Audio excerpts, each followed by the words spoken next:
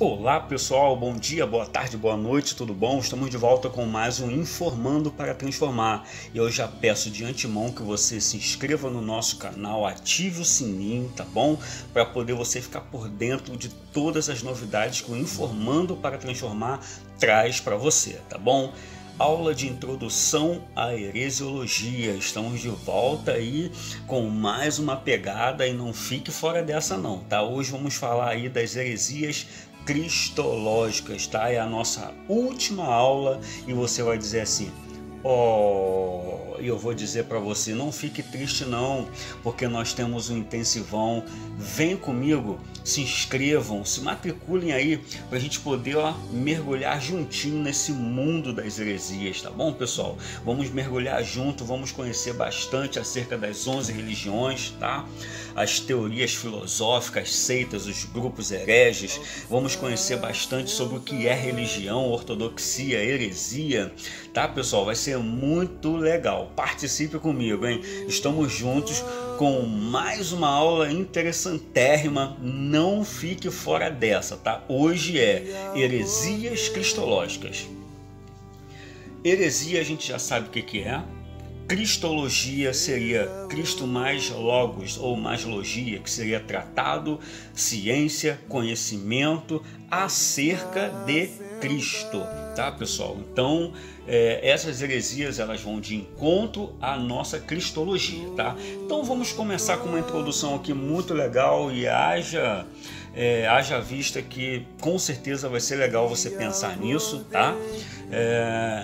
Temos os nossos pais da era apostólica, né, os pais apostólicos, que não obstante, né, num concílio de 325, concílio de Nicéia, foi decidido, concluído, culminado, finalizado questões inerentes à nossa cristologia, ou seja, coisas concernentes à pessoa de Cristo. Claro, óbvio, tudo isso com a supervisão do Espírito Santo. Ok? Então, combinado. Se esses pais apostólicos hoje eles influenciam com seus conceitos, com as suas teorias, desde os primórdios da história eles influenciaram, têm influenciado até hoje a nossa teologia cristã, a nossa teologia contemporânea. Da mesma forma, os pais heresiarcas, tá? Os pais da heresia, eles também influenciaram naquela época e têm influenciado até o dia de hoje com as suas teorias, tá? E ao decorrer dessa aulinha aqui, talvez você vai se deparar com algum momento assim de pensar em algum grupo que você já foi, que você de repente até participou e ali tinha certos pensamentos, né, certas ideologias, e hoje você vai descobrir que de repente você não estava no lugar certo, né? De repente esse grupo ele não está com o pensamento correto porque não está enquadrado com a sã doutrina, ou seja, das sagradas escrituras, tá bom? Porque ela sim serve como regra de fé e prática da nossa conduta como cristão, tá bom, pessoal? Combinado? Então vamos lá. Agora a gente vai falar de um primeiro grupo que seriam os docetas ou docetismo, tá? Já que estamos falando de uma teoria, de uma opção filosófica, tá? Os docetismo é uma heresia, não chega a ser um grupo, não chega a ser uma religião, tá? Não chega a ser assim algo formalizado não, tá? São conceitos, são teorias, tá? Que assim foi fortemente combatido pelos primeiros cristãos, tá? Pela igreja primitiva, pelo simples fato de que para eles Jesus, o corpo de Jesus era apenas ilusão, tá? Era ilusão o corpo de Jesus, tá?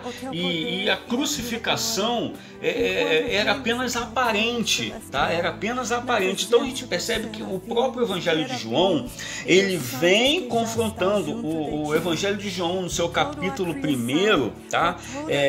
Falando sobre o Logos de Deus, tá? Permita-me usar o termo Logos de Deus, ele vem se colocando como um corpo humano, né? Ele vem encarnando, tá? No versículo 1 de João 1, a gente vê que o Logos se fez carne. Poxa, se o Logos se fez carne, então não tem ilusão, não tem coisas fictícias, não tem coisas ilusórias. É real, tá? É real. Então a gente percebe que a natureza de Cristo aí, tá? Ou seja, a humanidade de Cristo, ela é refutada por esse grupo específico, ou seja, ela não é aceita, tá? Ela é extinguida, ela é deixada de lado, tá, pessoal? Então pega aí essa visão, tá? Irineu e Inácio escreveram algumas coisas, tá? Sobre essa para ir de encontro a essa doutrina, tá? Então assim, a gente vai ver que existem literaturas que vão de encontro, seria uma delas a hereses adversos ou adversos a hereses, tá? Que ia confrontando, tá? Era uma recapitulação do Cristo, do homem caído em pecado, ou seja, recapitulação, seria um tratado que iria confrontando, reajustando algumas coisas, tá bom, pessoal? Então a gente vai ver aí algumas teorias, algumas literaturas que a gente não vai falar sobre isso, mas o que a gente precisa saber sobre os docetistas é exatamente isso, tá? A natureza humana de Cristo, ela era confrontada por eles, não era aceita por eles, tá? E a gente vai vendo os ebionistas, a próxima teoria. Os ebionistas é o seguinte: era uma seita judaico-cristã, que seguia assim, seguia à risca a lei de Moisés e acreditava em Jesus como sendo apenas um Messias, um profeta predito no Antigo Testamento, filho de Maria, tá? De José. Começou no primeiro século da era cristã, tá? E o seu nome, ela vem do hebraico Ebion, tá? Que quer dizer oprimido, quer dizer necessitado, carente, tá? Aí você vai pensar em outros sinônimos aí, tá? Que a gente já vem falando sobre essas questões de conceitos sinonímicos, e aí todos os outros sinônimos que têm coerência, que está inerente aí com oprimido, caído, necessitado, pobre, e assim sucessivamente, você vai ver que está enquadrado com essa doutrina ebionista, tá? Como fora visto, eles apregoavam Jesus como Messias, mas apenas como um profeta, tá? Como um profeta. Ou seja, ele não era filho de Deus, tá? Vamos finalizar aqui que ele não era filho de Deus. No batismo, tá? Ele passa a ser o escolhido, ou seja, ele era o eleito de Deus. No batismo ele passa a ser, olha só que coisa forte, ele passa a ser o filho de Deus, tá? Então a gente vai ver que aqui também é fortemente combatido pelas próprias escrituras, porque a Bíblia nos ensina que Cristo ele é gerado de Deus, né? O próprio escritor de Hebreus, né? A gente vai ver lá na carta aos Hebreus sobre a questão dessa filiação de Cristo, que é confrontado facilmente, ou seja, a gente percebe aqui um frágil alicerce desse grupo aqui, tá bom, pessoal? Então a gente vai vendo agora o monarquianismo, tá? Monarquianismo seria o governo de um único Deus, tá? Monarquianismo dinâmico, que seria os adocionismo, tá? A gente vai falar um pouquinho melhor, e também o monarquianismo modalista, que seria do Sabélio, tá? O sabelianismo, tá? A palavra se deriva de monarquia, tá? Que significa governo de um único só Deus, tá? Um só Deus, tá? Desculpa a redundância, que tem como doutrina a crença na existência de um só Deus em uma só pessoa, pessoal, pega aqui, uma só pessoa, e não três pessoas, como ensina a doutrina da Trindade, tá? Então, a doutrina da Trindade como três pessoas, ou digamos três manifestações, tá?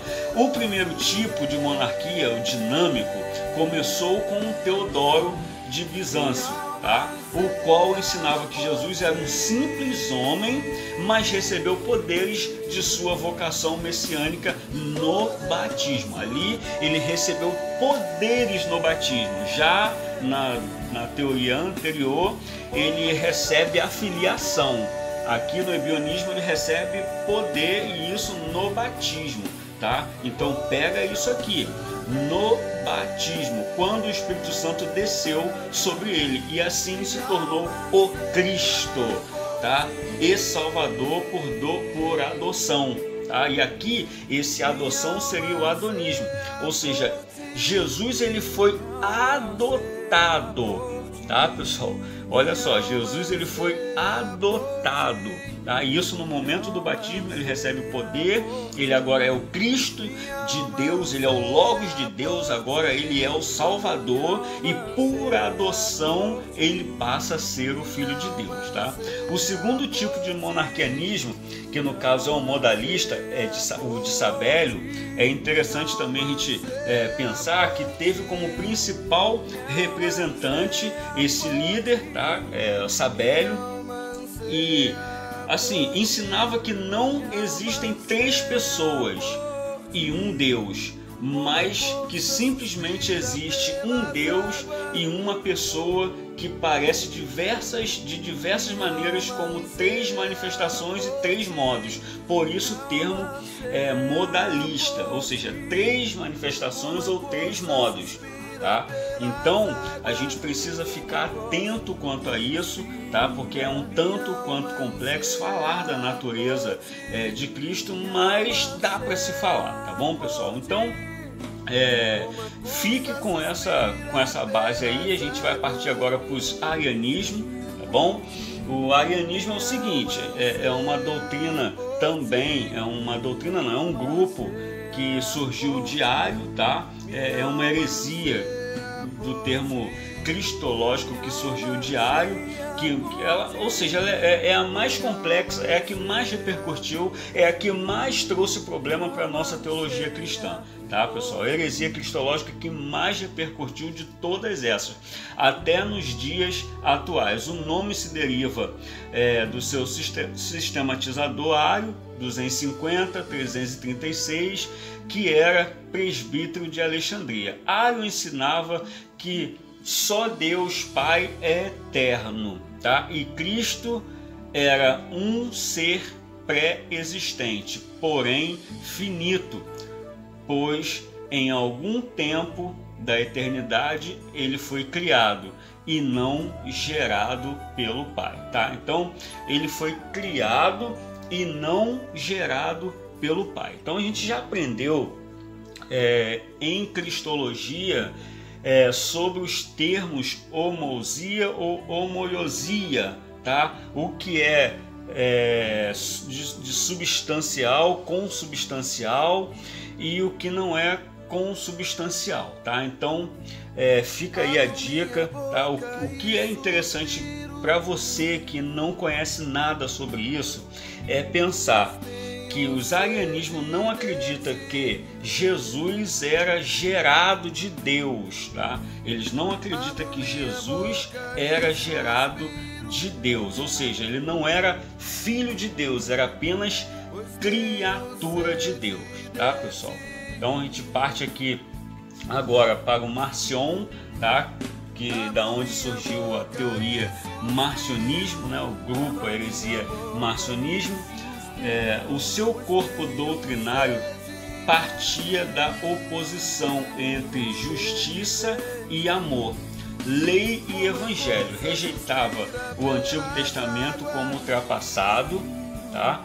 Anunciando um cristianismo autêntico baseado na contradição entre dois deuses, tá? Então aqui, lembram lá do início que eu falei o demiurgo? Então agora a gente vai conseguir trabalhar um pouquinho nessa ideia, ou seja, o Deus da lei, o demiurgo, que ele seria um Deus severo, né? Um Deus de juízo, um Deus de julgamento, tá? E o Deus do Novo Testamento ele seria, ou seja, um Deus de amor, um Deus revelado em Jesus Cristo, tá? Então o marcionismo ele acreditava nisso, tá? O Deus da lei, o demiurgo, que seria um Deus do Velho Testamento, né? Um Deus iracundo propriamente dito, tá? Um Deus a ferro e fogo.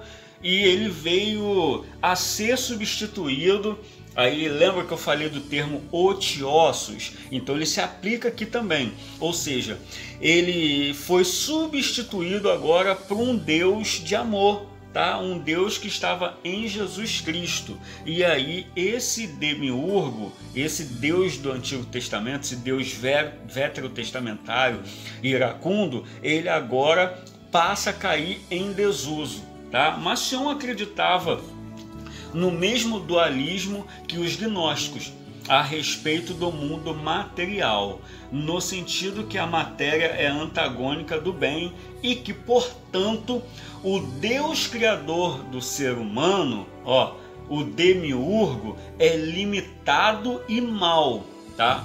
O Deus criador, é o Deus criador lá atrás, tá? O Elohim, o criador, demiurgo, é limitado e mau, pelo que sua criação material também deveria ser má. Ou seja, Deus é mau, é iracundo, tá? É o demiurgo, Deus veterotestamentário, ele é mau. Logo, a sua criatura também é má. Pegou aí, pessoal? Então, essa é a máxima que a gente não pode deixar aí passar desapercebido, tá bom? Então, fica aqui a dica, tá? Agora a gente vai partir para um outro, tá? Enquanto isso, que eu vou bebendo uma água aqui, você vai dando seu likezinho, vai comentando. Você que ainda não se inscreveu no nosso canal, se inscrevam, vamos manter o nosso canal ativo, vivo, tá? Eu agradeço aí pela reciprocidade de vocês.